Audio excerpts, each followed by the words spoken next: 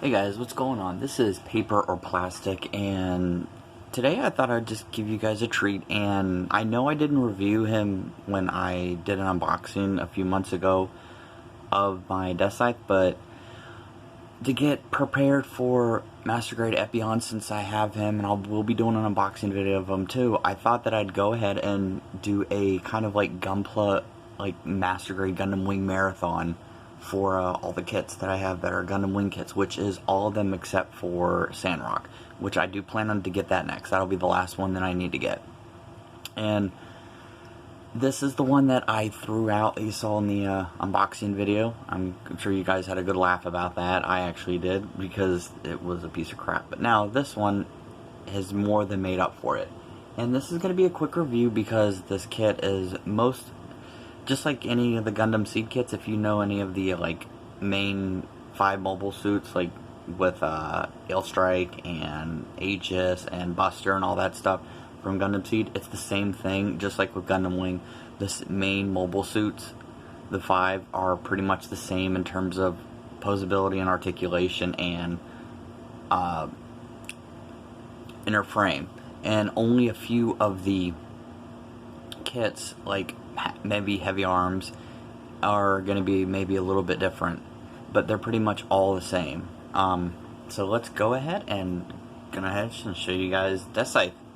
And he's on his stand. Most of the kits that I own are always on their stand, just because I prefer it like that. So we're going to take him off, stand to the side, and actually I'll just take that out of the picture. Alright, so this is Master Grade Deathscythe, and just to give you guys a heads up, this is a very easy model kit to build. This is almost laughable in terms of how easy it is to put together. The first time that I built this, I completely trashed it. And I used, like I said in my unboxing video, I used black marker, permanent marker, to color it in, and I completely destroyed it. I had to actually glue a lot of the joints together just for him to stand up, and I promised myself at first I wasn't going to buy another one of them, but after the years have gone by, I just was thinking, I can't do that. I actually have to repurchase this kit because it's a really good kit after watching reviews, and I just can't allow myself to do that.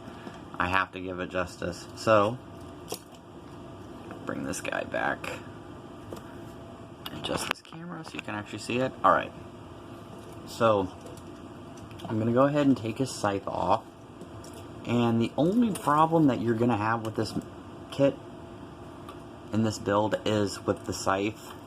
This is very heavy, and he actually has a hard time holding it with one hand. I was able to make him miraculously, I don't know how. I think I'm probably one of the only few people that actually have the strong-handed Deathscythe. He's able to hold it even with the little interchangeable fingers, or interchangeable hand. So I'm really surprised about that, and I used the decals on it.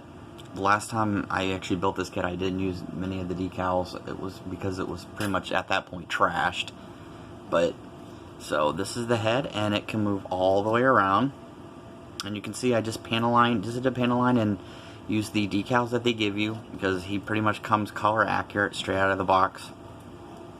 And this is a kind of like more of a Verka kit, because it is going to look different. They call it the Endless Waltz line, but if you've seen the movie, this isn't going to be the kit in the Endless Waltz movies. This is completely different, but it still, in my opinion, looks really nice, and I actually really do prefer this one. I would love to get a Deathscythe Hell one day, but in the meantime, I actually love this one just as much. So this is the thrusters in the back, and then the fin does move up and down. This is on a ball joint. And then for the arms, can move all the way and can go all the way out. Then can do an elbow bend right about to there. And keep in mind that the arms and the shoulders like this is going to be probably the only weak joint in this kit, just because this holding the scythe, it's going to have problems, and 9 times out of 10 it is going to pop out of socket. So if you want to glue that joint, you can, but I'm not going to, just because it doesn't really do it that often for me. And then for the legs, they give a really nice bend right up there. There you go, and you can actually see the knee coming out, and that looks really cool. And then this is on a separate little piece, the ankles, and they can give you the toes can do all the way straight down, which looks really cool. You can give some really good poses with that, especially if you're on an action base. And speaking of which, this thing is really good on the ground. If you want to just put it on the ground, be my guest, it looks just as good. But if you want to have even better posability and make it look really, really awesome, you can put it up in the air, and airbound it looks amazing, as you saw in the beginning of the video with its action base. So that's it for the articulation. Also, before I forget, it does go back and forth. It does get blocked by the side skirts, but I actually don't really mind, because I'm not really going to be turning, you know, Deathscythe all the way around like that. So for the weapons, other than the scythe that I gave you, it comes with his shield, and it comes with an energy piece, the green, really nice clear energy effect part. And that, I like the way that looks. That looks really awesome, especially when you put it onto his arm and you attach it like this. And it just gives off a really nice effect part. Alright, there we go. So you can actually go going like that. And other than that, it comes with let's see if I can get it right there. Don't want them to fall over. And the skirts will pop off every now and again, so don't be alarmed by that. It's going to. You can use glue if you want, but I'm not going to, just because it pretty much, for the most part, doesn't pop off for me.